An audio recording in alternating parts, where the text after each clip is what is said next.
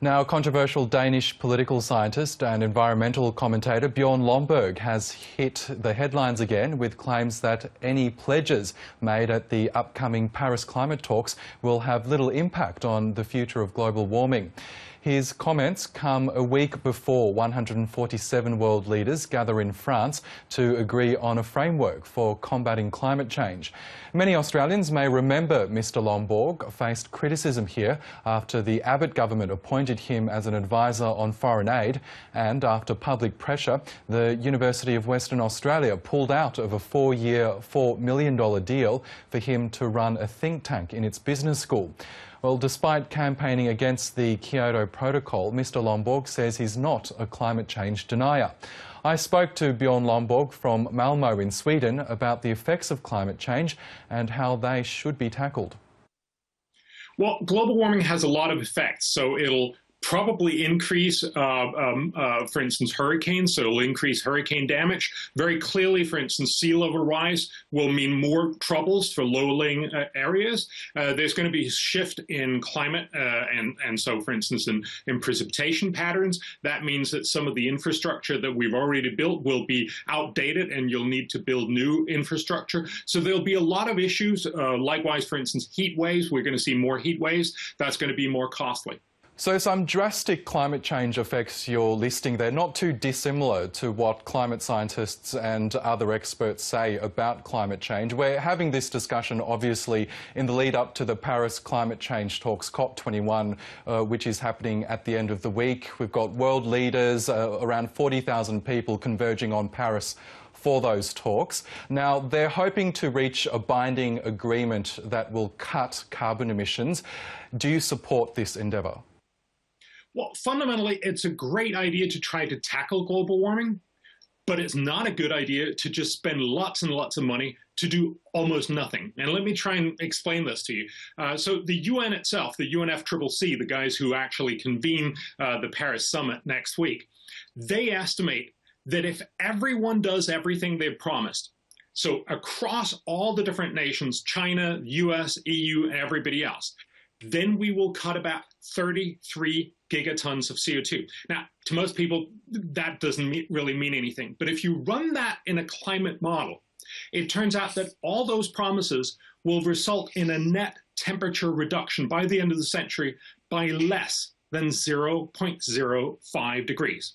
So fundamentally, we're doing all this amazing stuff. We're trying so hard to do pretty much the same thing we've done for the last 20 years and failed for the last 20 years.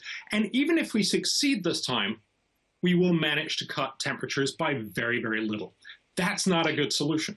Last week we had the president of THEIRabc on our program talking about the Paris summit, but as well as the issue of climate change, which is really affecting his country in a very real way. He's literally seeing the country sinking before his very eyes. He's relocated whole communities because of rising sea levels, because of what he says is caused by man-made climate change. He's purchased land in countries like Fiji just in case he has to relocate his entire nation at some point because of climate change.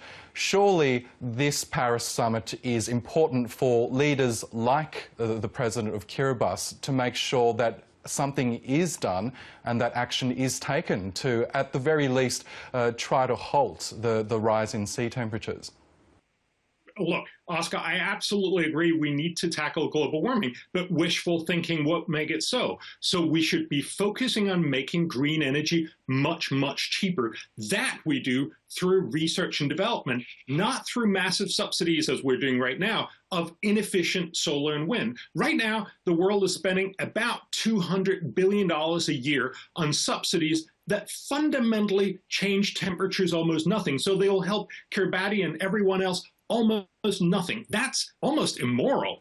Sorry, Mr Lomborg, if I could just interrupt you there. I mean, you've used the phrase wishful thinking a couple of times there, but surely when over 150 world leaders and 40,000 delegates are meeting in Paris with the aim of enacting an agreement that they believe will have a real effect, surely that's not wishful thinking. Surely they're there because they believe that what they will achieve will be real.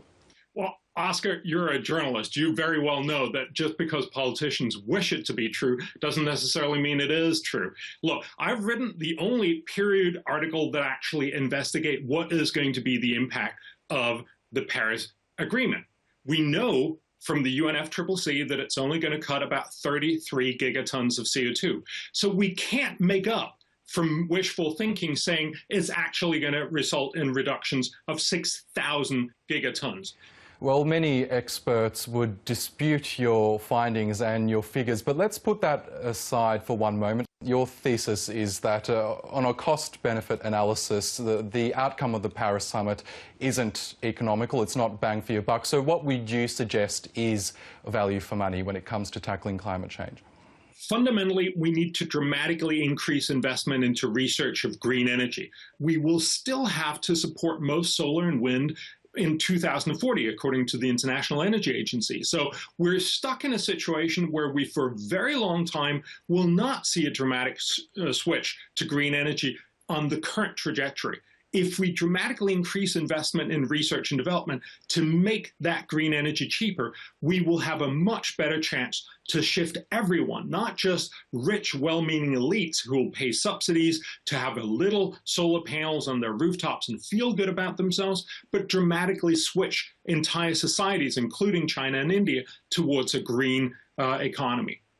Okay, Bjorn Lomborg, we'll have to leave it there, but I'm sure we could talk about this for hours, but thank you again for your time. Thank you.